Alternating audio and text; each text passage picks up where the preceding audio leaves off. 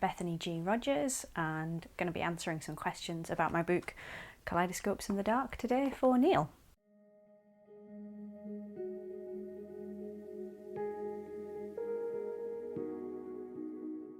I have been wanting to release a short story collection for a very long time, actually. It just took me a really long time to get there. I've always been a huge reader, love reading lots and lots of books, always have done, and I've always just felt this need to contribute back. I consume so much literature, I really felt like I needed to put something out there into the world. So yeah, eventually got the opportunity to do that, and yeah, the plan is that is the first of many.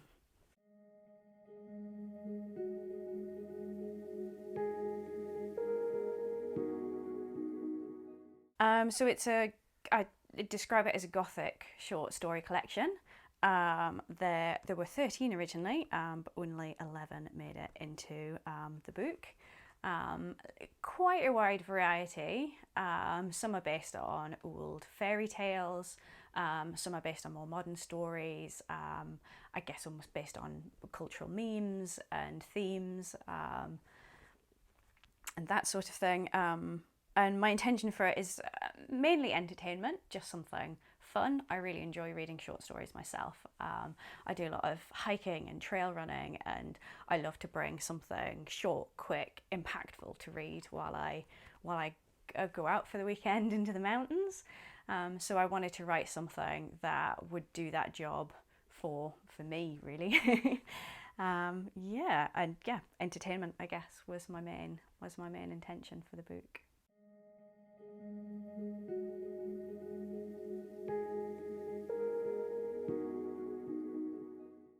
I've written a huge range of short stories and poetry actually over the years, and I really struggled to put together a collection that felt cohesive and that felt right.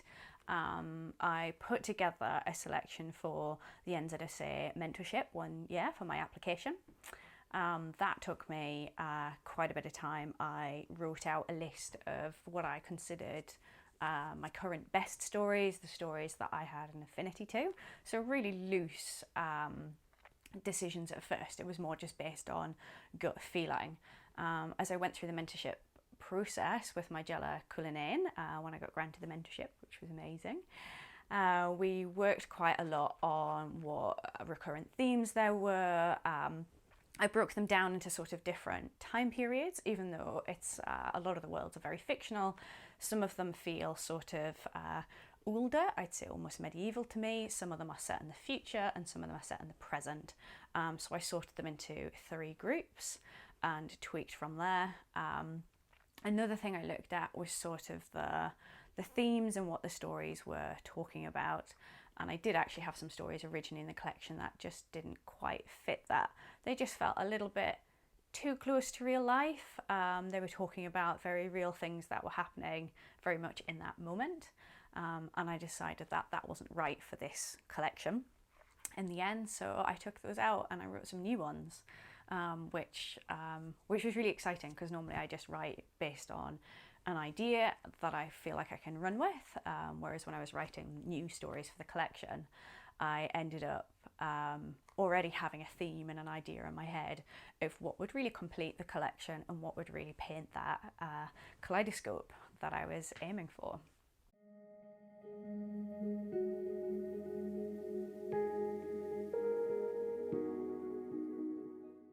So some of the stories in my collection are, well, more than 11 years old now. The Cuckoo is a particular one. That one was a finalist for the Manchester Fiction competition. I was actually quite young when I wrote it. I would have been about 19 or 20. And I didn't have a lot of confidence in the story at the time, but when it became a finalist for the competition, I really felt that it was just the best story ever. It was the peak of what I could possibly do. So I kind of became a little bit obsessed with that story, and I did want to share it again in this collection and bring it to a different audience. But the trouble was, my writing back then was very abstract. That was the fashion at the time as well, was to write these sort of, I talk about short stories for competitions. They're almost like installation art versus the art that you'd put on your wall at home. This collection I wanted to be the sort of art that you would take home rather than that abstract installation art that you might enjoy in an art gallery, if that metaphor works. So yeah, I ended up with The Cuckoo. I did really want to share it again, but I felt that I really needed to rewrite that and rework it. I did a lot of work on the opening of that story. So that's the oldest story in the collection. But yeah, a lot of work and thinking went into that one. The Runner is another one. It was actually originally a novel that I wrote a few years ago. So again, very different style. There's a very different rhythm when you write a novel versus a short story. So the rhythm and the style wasn't right, but the novel just wasn't working for me. So I thought when I bring it into the sort of short story format, there was a lot of thinking around the pacing, around the style, how to get that narrative arc in around about a lot of my short stories are only about 2,000 to 3,000 words long. So yeah, I played with that one quite a lot as well. I really struggled with The Runner, actually. It was quite a difficult one to rewrite, but because I'd had the character of Joel in my life for quite a long time, I really didn't want to let him go. I wasn't ready to ditch him in the bottom drawer with the novel that he was originally in. So yeah, I stuck with it, and with my Jella's help and the mentorship, eventually it came right, and I'm really happy with the result. But yeah, I'd say they are certainly two of the older stories. Some started with an idea and have really grown and developed over the years. Others are a little bit newer, and I'd say are very representative of the way that I write today.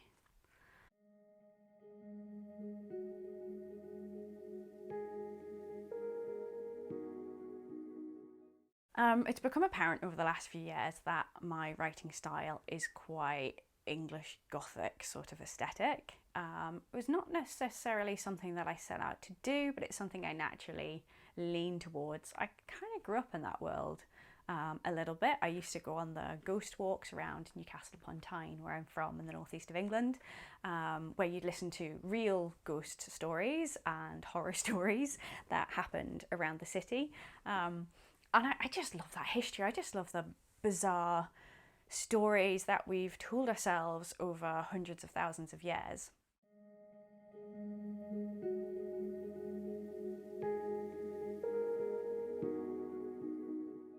I think Gothic fiction's been popular for a very long time because people love to be a bit scared. It's quite an entertaining feeling.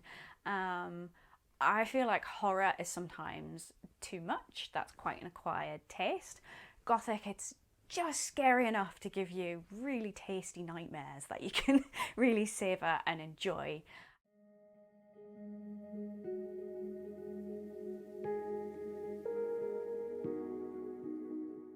Way I'm in. I felt like I really had to fit in some Geordie dialect into my stories. I hung off for quite a long time, even though some of the characters in my head were very Geordie. But when I was talking to my Jella through doing the mentorship program, we talked about that it would be quite fun to put that in.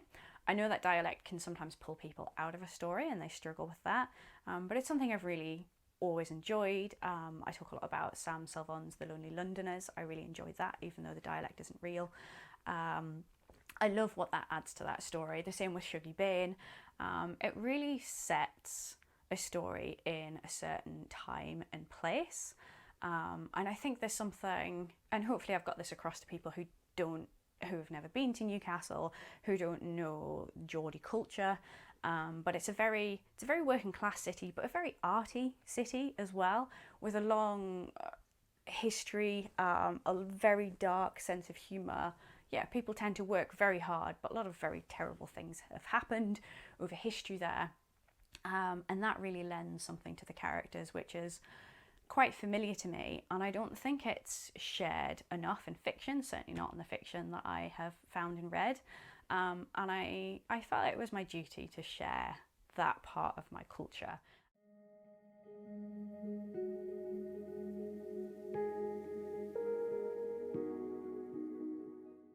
When I was young, my mum used to love taking us to castles and museums and that sort of thing.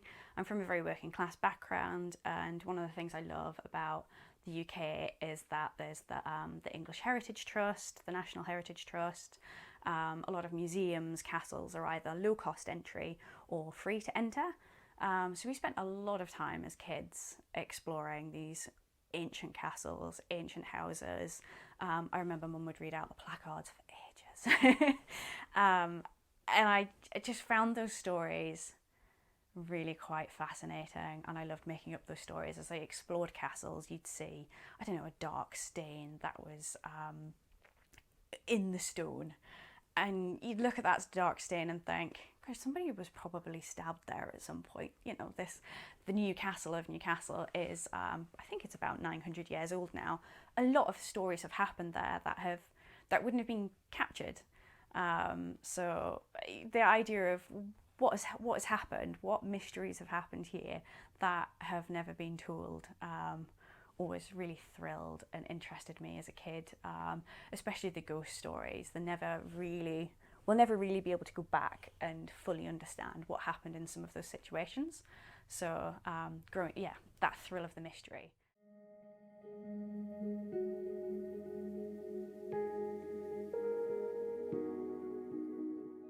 I do think there's a strong connection between the old folklore type stories and the old fairy tales and the more modern stories in my collection, because a lot of the old fairy tales and folklores were about dealing with bad things that had happened or bad things that could happen through stories, through humour, and through cautionary tales, and that's something that I'm very interested in. So I think there's that connection there. I'd like to think of some of the more modern stories in the collection are really just modern fairy tales, just exaggerated, extrapolated ideas of what might happen in that particular bad situation, or if a certain set of circumstances happened. And I love that fairy tales have played with that, have taken real events from the past. A lot of the old fairy tales are actually about bad marriages or making bad decisions, and they've just brought that very much into the fantasy world through the oral tradition, bringing that back into the written world.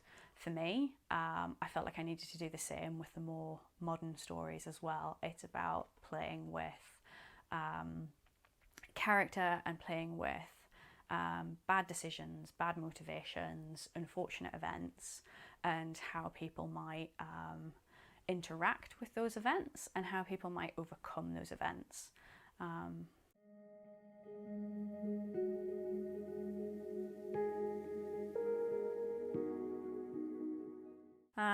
I've been really thrilled with some of the comparisons that to Roald Dahl's Tales of the Unexpected and to Angela Carter's work. I'm a huge fan of Angela Carter's and really enjoy her twisted fairy tales, the fact that they go with a little bit of a feminist bent to them. I really enjoy that.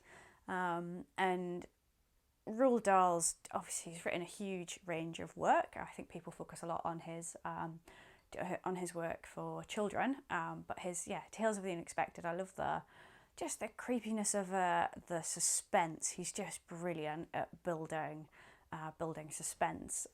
So yeah, if people think I've done that in this book, then I'd be absolutely thrilled.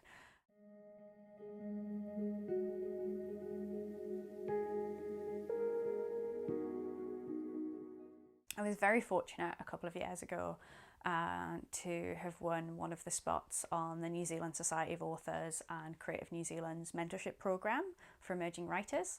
That gives you a year to spend with a professional writer, and I think you get an allotted number of hours, and that professional writer works with you on your writing and helps. And well, in my case, I got Magella Kulinen, which was brilliant. She's fantastic. I'm a huge fan of her work, and I really enjoyed the fact that she has also come from Ireland over to New Zealand, and that's something that I was kind of, I guess, struggling with a little bit, is how do you, when you're when you're an immigrant from a particular culture, how do you manage that in your writing when you have then spent a great chunk of your life in New Zealand? I've been here for more than 10 years now. My partner's Kiwi. I live in New Zealand now. So yeah, Magella was fantastic in talking through that, and how the themes of my stories were, yes, very Geordie, as I've spoken about, but also there's definitely shades of New Zealand in this book, because this is where I've been for quite a long time now. I was just absolutely thrilled and over the moon to have that opportunity. It gives you a lot of confidence. Writing is lonely work as well. You sit by yourself in a room for a very long time, getting driven by the madness of just really needing to get these stories out.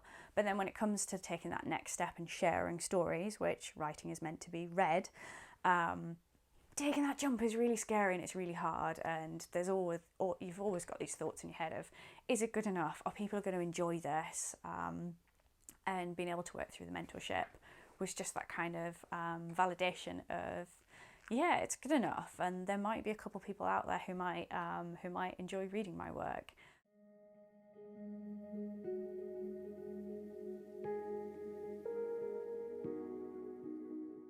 As long as I've been reading books, I remember attempting to write them.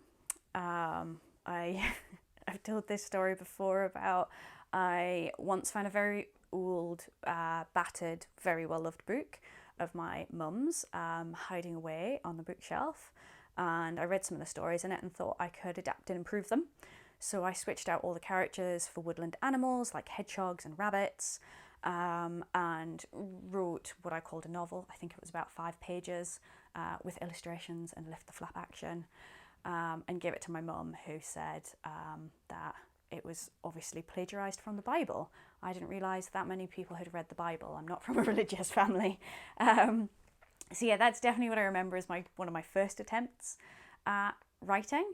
As I got older, I wrote a lot of poetry. I was first published when I was 9 years old. It was actually a poem that I wrote as a revenge against my English teacher. A poem felt like suitable revenge. He was really awful to my brother, who was dyslexic, and a good friend of mine who was also dyslexic. And I just felt like I had to get back at this guy for being so mean to these people that I really loved. So yeah, I wrote this, changed his name, wrote this poem. I think the title was Mr. Mull is Like a Dustbin. I can't remember how the rest of it went. And that got published in a book, and after that I really got this bug, this idea of you could write to be read. I didn't actually realise that writing could be a job that you made a living out of until I was much older. I made it to university, and I met a wonderful friend there whose mum is a romance novelist, and when I was talking about wanting to make a career out of writing, but sort of thinking that's not really something real people do. You have to be an aristocrat, you have to be like Lord Byron before you can go out and be a poet and a short story writer your entire life. And my friend said, no, my mum's a romance novelist. It's definitely a thing. You don't have to be a millionaire. You just have to have the passion. You just have to have the drive.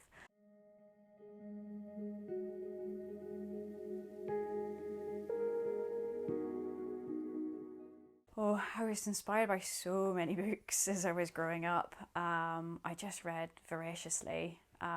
Beatrice Potter actually was a big one for me. It was the first book that was ever bought for me. It was bought for my birthday, and I just love them. And there's a darkness to them there as well that I don't think we often realise when we think about them as children's stories. Children's stories I'm fascinated by. Definitely the fairy tales. I love fairy tales. I've studied them quite a lot.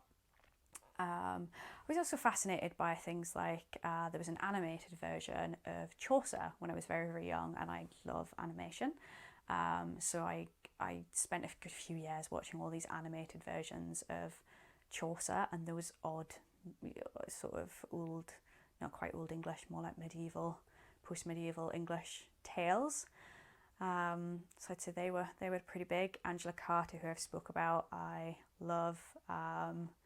I enjoy not necessarily the subjects of Roald Dahl's writing, but I enjoy the way he writes and builds suspense.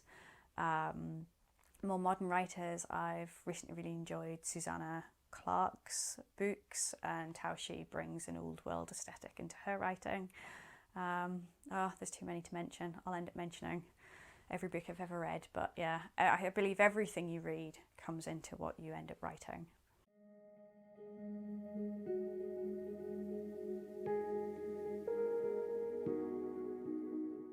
I've had an idea for a little while for a novel, and I've decided, because I love the short form a lot and I love poetry a lot as well, I've had an idea to try and approach a novel through the forms of microfiction, short fiction, and poetry. It's just how I'm playing with it at the moment. But I have an overarching tale, which is about a woman who lives for 122 years. I've brought some characters from my short story collection back into that. Death is a character. She's in dating life. She's in The Runner. I've brought her back for this novel because I really enjoy her character. I really enjoy her personality. And she and the other fates have a lot to do with this young woman's life and old woman's life as the tale progresses. So yeah, that's very much in the throes of early drafting of that story, and I'm still very excited about it, which is a good place to be.